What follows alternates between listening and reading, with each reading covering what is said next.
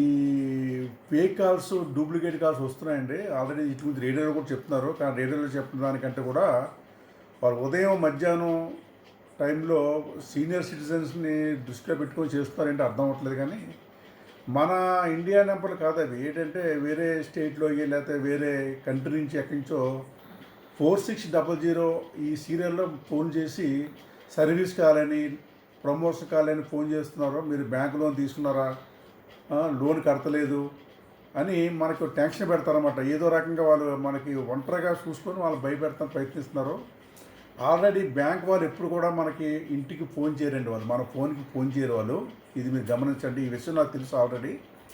మళ్ళీ డౌట్ వచ్చి అడిగిన వాళ్ళకి సండే నాడు నాకే ఫోన్ చేశారు డైరెక్ట్గా. సండే నాడు ఫోన్ చేస్తే ఆదివారం బ్యాంక్ ఎలాగుంటుంది, బ్యాంక్ ఉంటుంది కదా అని అడిగితే మేము స్పెషల్ డ్యూటీ అని చెప్పి అన్నారు నాతోనే.